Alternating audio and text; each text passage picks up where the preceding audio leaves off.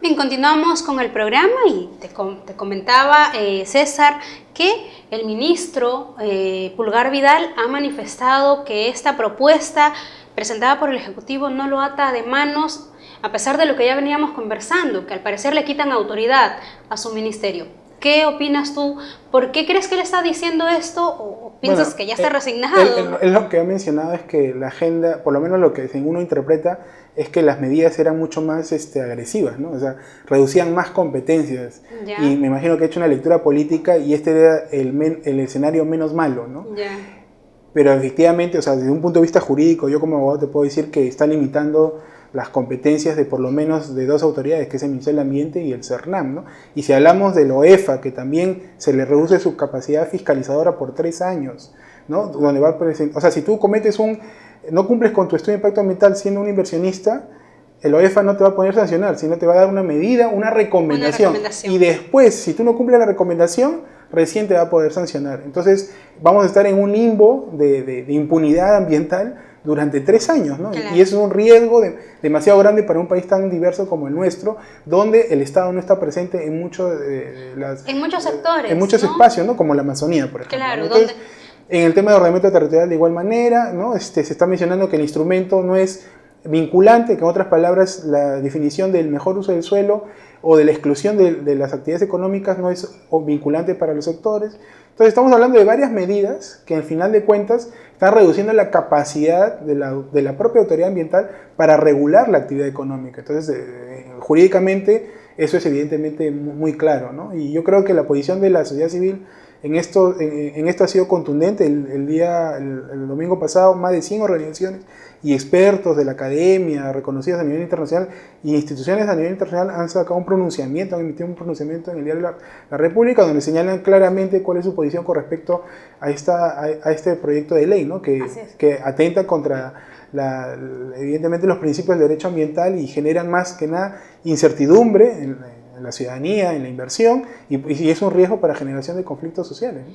De hecho, que esto podría ser la puerta de ingreso a muchos conflictos sociales. Tú bien has mencionado que empezaría pues por las zonas indígenas, quizás, ¿no? Por las poblaciones indígenas. Ese es un riesgo. Además, lo más incoherente de este asunto es que no tiene un sustento técnico. O sea, uno lee el anteproyecto de ley, el proyecto de ley enviado al Congreso, y no hay un sustento técnico, sino son percepciones, son pareceres. O sea, no hay un sustento, no digo normativo, jurídico, sino científico, de que esto va a generar inversión, va a generar riqueza.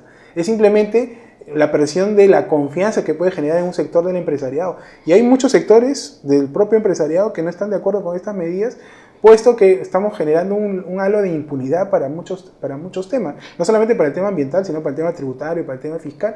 Y en el caso ambiental, lo más claro es que, estando un año donde se declara que hay un compromiso hacia el cambio climático, estas medidas son totalmente inconsistentes. Claro, precisamente si estamos preparándonos como país para ser sede de la próxima COP20 que se realice en diciembre, entonces esto resulta también incongruente, ¿no? Incongruente, algo que no tiene razón de ser, cuando deberíamos, al contrario, dar la mejor imagen de un país, no dar, simplemente ser un país que está respetando las normas y que está trabajando de manera responsable en favor del medio ambiente y de sus comunidades. Mira, cuando la COP se realizó en México hace 3 años, el gobierno mexicano adoptó una serie de normativas y sobre todo una ley de cambio climático, y invirtió cerca de $1.200 millones en tratar de implementar estos compromisos a nivel de cambio climático, claro, la lucha contra el cambio climático. Entonces, lo que estamos viendo acá es todo lo contrario, ¿no? Es decir, tratamos de flexibilizar la legislación ambiental para facilitar la inversión sin tener ninguna consideración con respecto al cambio climático. O sea, no estamos hablando solamente del tema ambiental, sino de los posibles impactos climáticos que podríamos generar las actividades económicas en el medio ambiente y la naturaleza. Nuevamente, no es que estemos en contra de la inversión, pero la inversión tiene que estar adecuada a fines sociales, a la equidad y evidentemente a la sostenibilidad, ¿no? ¿Cuál es tu postura y qué es lo que crees que debe cambiarse o mejorarse en esta propuesta? Bueno, de hecho nosotros estamos rechazando esta propuesta como está redactada en el tema de la legislación ambiental. Creo que primero hay que generar un debate, un consenso.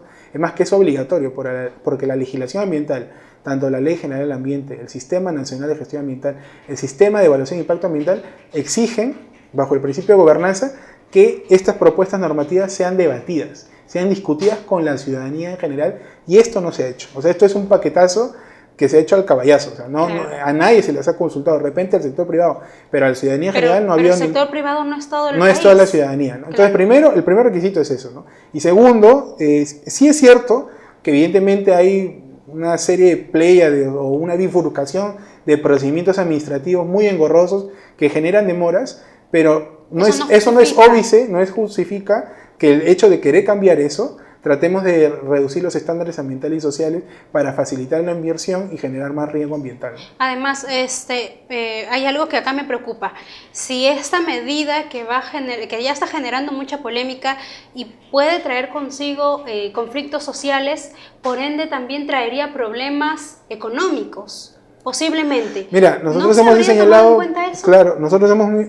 señalado que podría haber una sanción al Perú porque estaríamos violando el artículo 18.3 del Tratado de Libre Comercio entre Perú y Estados Unidos, que señala que para poder promover la inversión no podemos flexibilizar la legislación ambiental, y eso es un tratado internacional. Entonces, o sea, evidentemente esto también podría acarrear algunas sanciones a nivel internacional por parte del Perú, ¿no? ¿Y qué están esperando? Al parecer, bueno... Esperamos que el Congreso tome alguna medida correctiva en el asunto y por lo menos este tema no sea aprobado en el Pleno del Congreso o en la Comisión Permanente, que parece ser la que va a aprobar o va a discutir la aprobación. Digamos que hay un punto a favor, el hecho de que sea aún un proyecto de ley que está por discutirse en el Pleno del Congreso, lo que permitiría hacer cambios a esta propuesta. Sí, o sea, eso de hecho la sociedad civil ha estado haciendo estos días. Hemos presentado una serie de cartas y pronunciamientos y nos hemos acercado a los legisladores para que tomen conciencia del posible impacto negativo de esta normativa, específicamente en la legislación ambiental, y que no nos corremos al debate, al contrario, hay que generar debate y quizás establecer mejores propuestas con respecto a la regulación ambiental, pero no debilitando el marco institucional, ¿no?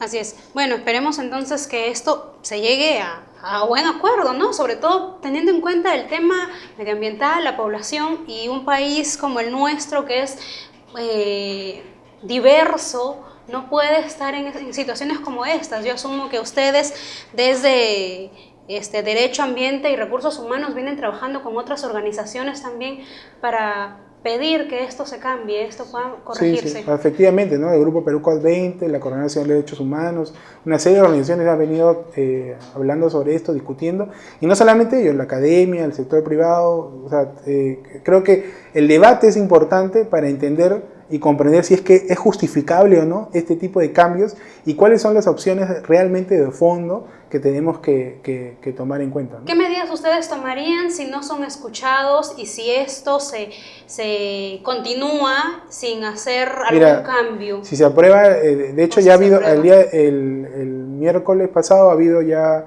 una manifestación en la Plaza San Martín.